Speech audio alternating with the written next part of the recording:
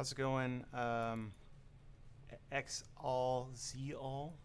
I'm gonna try my best to answer your questions here you have regarding. I think it would be better for me to just make a video because I can make a video really quickly than to type out a long list of procedures and maybe it not be understandable. So your first question about the CMD stuff when it comes to on-spawn report, I tried to explain it here, and this is another reason why I say, hey, I'm gonna make a video because I have it right here. The CMD goes to the spawner and the target goes to the waypoint. So I'll show you what I mean by that. So here we have in the editor a simple translator begin. 1 second later, we have our spawner, our spawned in plane, and then our waypoint. And you can see that the mission begin is connected to our 1 second timer via a target link, and our 1 second timer is connected via a target link to this trigger spawner. So if you think of this as sort of like a pulsing system, like your veins or your arteries in your body, this would be like the start of the pulse, and then messages or blood or whatever is being sent to a body part, maybe like your lungs here, and then that body part is sending a message to, in this case would be like your leg, your legs, and then your leg is like, hey foot, you need to move, let's say this would be like your foot, you need to move, and I want you to move to right here, move foot here, and that's what these object links are, right? And so they're sending pulses to each other too. But if you notice, our waypoint, and this is for other people who may be not understanding, our waypoint is got a object link to the plane that spawns in, spawned in plane, and our spawner also has an object link to our spawned in plane. So the waypoint itself will not activate. It doesn't have a target link to it like this. If we do a target link like that, there's a problem, and the problem is that we're immediately sending a message to the spawner node and also immediately sending a message to this waypoint node. So the spawner node will fire at the exact same time the waypoint node will fire, meaning that this plane will not be spawned in by the time this waypoint fires. And because that happens, the plane will never be notified to say, hey, fly to the waypoint, because the plane spawned in after the waypoint got the message to tell the plane to go to it. So this won't work. So let me delete this, and we'll come to this group here. So now we have something that will work. We have our begin that sends a pulse to our 1 second node. That 1 second node sends it to the spawner.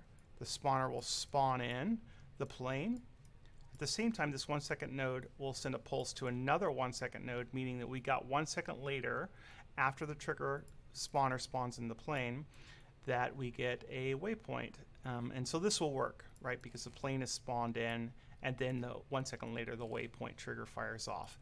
The problem with this is sometimes the logic can get pretty deep, and you may forget, like, oh, did I need to spawn in? When do I set off this trigger waypoint? I'm not exactly sure. And so what we'll use instead is what I recommended, which is on spawn report. So we're back at this here. So what I'm going to do is I'm going to right click our spawned in plane. We're going to go to select object menu, and then we're going to use on spawn report. And you can see here we have that CMD that you were talking about. That goes to the particular spawner that's spawning in this plane. So in this case, this is a spawner that's spawning in that plane. I left click on that, and then I get a target.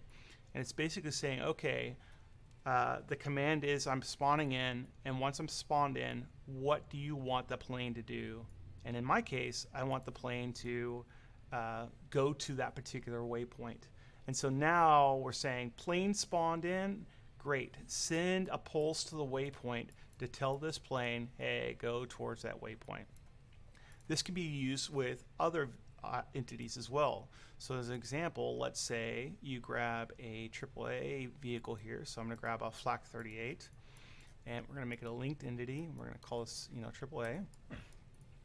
And, since it's a 38, we'll make it Germany. And of course, it's not enabled.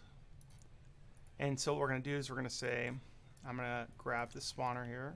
We're going to say I want you to spawn in this AAA unit.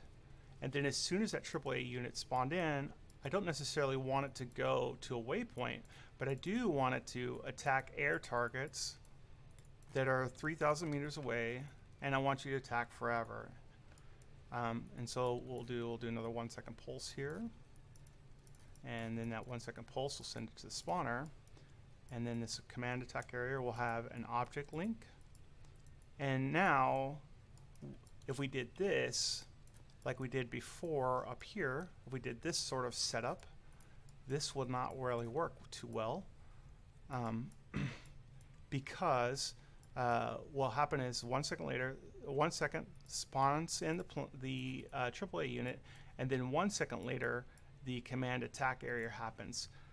By that time, the player may have already killed this AAA. Remember, 1 second is a very long amount of time in a shooter type game, and of course we are in IL-2. It's a shooter. You're flying around. The AAA could be killed almost immediately. A lot of players know exactly where all AAAs. So this may not work too well. So again, we're going to use our on-spawn report. So I select the vehicle entity. I do select object menu, on-spawn report. The spawner is the command, and the target is our attack area. And so now, as soon as this vehicle spawns in, instantaneously, it will get a message to the command attack area and immediately start looking for targets that are inside this yellow circle that are enemy and shoot at them. All right, so this is a spawner one. This is our waypoint one, but I have one. I'm sorry, this is also spawner, but this is using a timer. And then I have one more. So this is what I recommend other people do. If you're doing something like this with spawning, maybe the reason most people use spawner is for spawn at me. So meaning that like I could have this plane and it would spawn exactly at this spawner.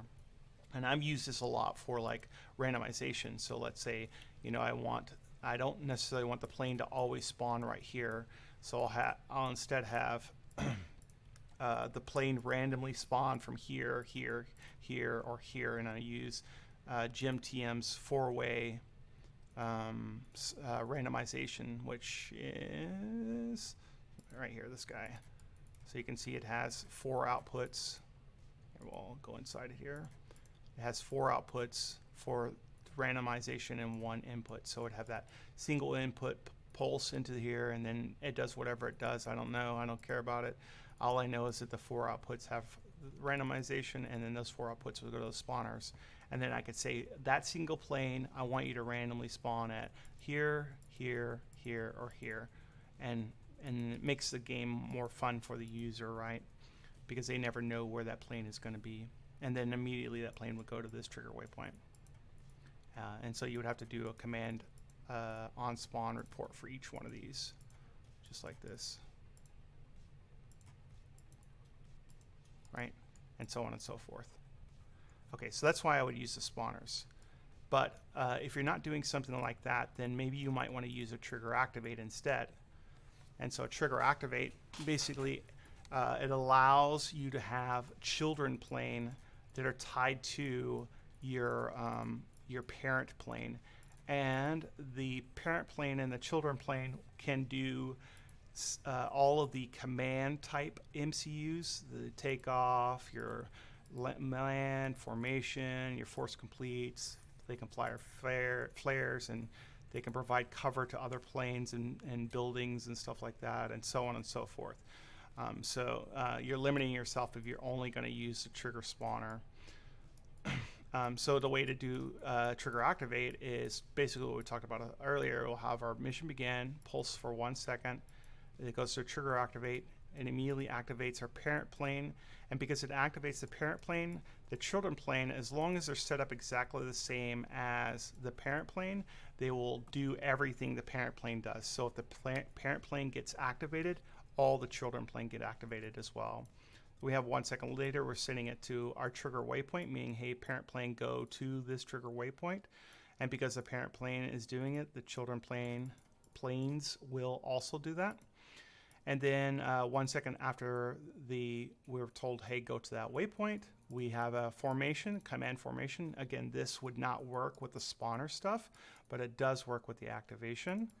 And we're just saying, hey, be in a V formation. So now all these children planes will, you know, sort of get into a V formation with the parent plane, and now they'll fly to that waypoint, whatever, right? Sound effects included. So that's what I recommend if you're going to use if you're going to have a group of planes and you want them to do something. And then I would recommend doing this if you're going to have like a single plane, or maybe you're going to have some sort of AAA or something like that. So a single plane with like randomization, or a AAA unit with a command attack, or maybe it's like tanks or something and they have a command attack. That's when I would use a spawner type thing.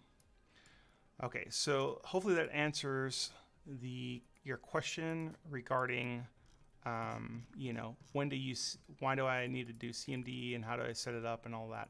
Your other question was regarding check zone, and maybe I led you astray with the check zone stuff, because I realize now that what you're trying to do is fire off an event that happens inside the circle, right? So whatever that event may be. Now, check zone only checks to see, hey, is there a plane in this area? So let's grab a check zone so we can look at that for a second. And so what we'll do is we'll make this 5,000 meters. We'll say that it's a cylinder type, and that means that it just goes from the ground to the sky as a cylinder. And then distance closer or further, that just means, is it inside the circle or is it outside the circle? And of course, maybe we'll say allies. And of course, you can do planes and vehicles just like in the check zone, right? So we're going to say planes of the ally coalition.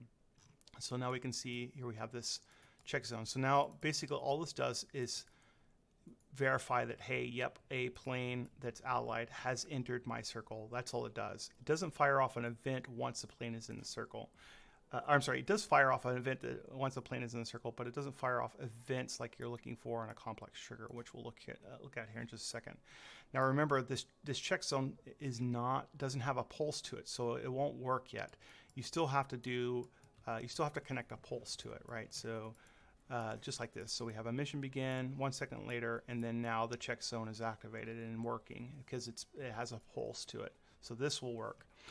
But of course, we're only verifying, hey, is a plane inside the yellow circle? Yes. Okay, then do something. If a plane is not inside the yellow circle, then do nothing. That's all the check zone does. So that's what I thought you were initially looking for.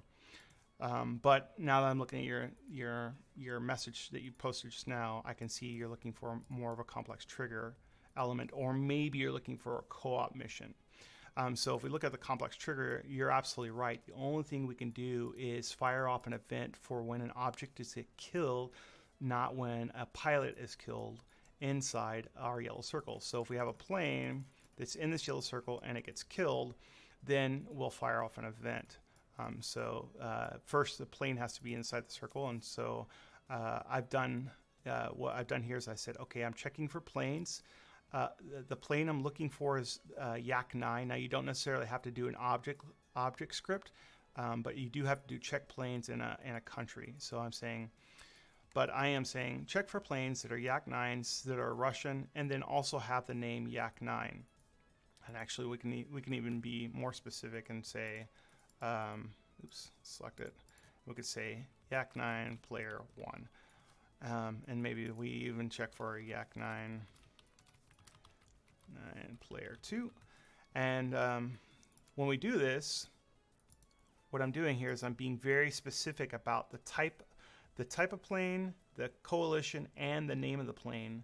So if I hit OK here and I go to our respawner and I do planes, you can see here I've added these planes, and I'll do another Yak-9 here. So we'll grab this guy, maybe I'll make a clone of it. Oops.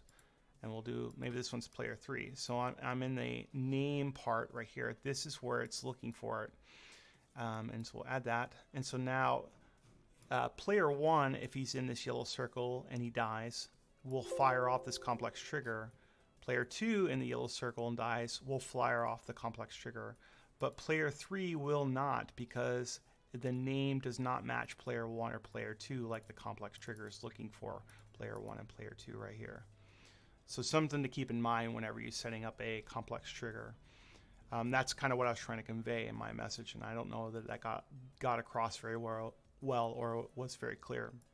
So I'm going to grab a little timer MCU, and we're just going to say this is other logic. So we're pulsing to other logic once that event fires. So first, of course, we have to say object killed as an event filter, and then we'll go, once we have that filter set up, we'll select our complex trigger, we'll go to select object menu, and we'll say on killed, and then to our other logic, and then it can pulse to whatever, you know, and so on and so forth, right? So that works, but you're right, there is no pilot killed. Now, if you're doing this sort of system where you're saying, hey, I'm looking for player 1, player 2, player 3, and so on and so forth, because with a dogfight server, you cannot get the idea of the exact plane unless you're doing something outside of the mission editor. There's no way you can do that. But you can get the planes themselves. So like we are getting the Yak 9s, and we are getting the Coalition. And yes, I am being very specific about the name convention, but maybe I have 10 planes.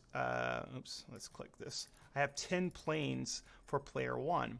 So if 2 player 1 planes come in here and both of those die, I'm going to send 2 messages through this purple to this other logic, pulsing to the other logic, because all I did was see player 1 as a name, but it's not specific. So you want to be extremely specific and say, hey, this exact plane must die, or this exact plane must be killed. The only way you can do that is through co-op. So you'd have to set up your mission. Instead of it being dogfight or deathmatch, it would be co-op. And when you do co-op, you would you need to set up your planes, and this would a user would actually assign himself to this particular plane, and then another player this plane, and another player, and so on and so forth, right? And you also have to say cooperative start in your setup, and of course they need to be enabled. You would not do a player here whenever you set up your AI. You just leave, like normally you would say, oh, like if it's single player you would say player, but in co-op you just leave it as AI. And then from there you can do exactly what you were talking about, which is you know, go to object link for that particular plane and say, hey, was the pilot killed? Yes. Okay, set up an event. Now if you do this the way we're doing right now, you do not need a complex trigger at all. We're just checking that particular plane. This is good for a couple of reasons. One, because complex triggers are pretty resource intensive, and 2, because we can know exactly this plane, an event fired on this plane only. So if I'm this guy and I never died, I don't have to worry about you know, firing off an event. It only fires off an event when a player dies, so that, you know, you can add your counter or whatever you want to do from there, right? Any other logic. But the only problem with co-op that I found is if you have more than, like, let's say 8 people in a co-op dogfight server, a co-op mission type based server, it gets very hard to herd cats, so to speak. There's one time where we had like 50 people in a co-op mission, and some people had issues with the track IR, or they got disconnected or whatever. And in a co-op mission, once this plane is either crashed or the pilot disconnects or they have issues or whatever, they can't get back in. You have to restart the mission. Versus dogfighting, if I, you know, like we have here, I have 10 planes for player 1. So player 1 crashes, they have track IR issues, or their VR is not working or whatever, they can just get right back in, and then they've only expended one of those 10 planes, and they'll have 9 left over. And so it makes it better for when you have a large group of people playing, like 40 or 50 or whatever.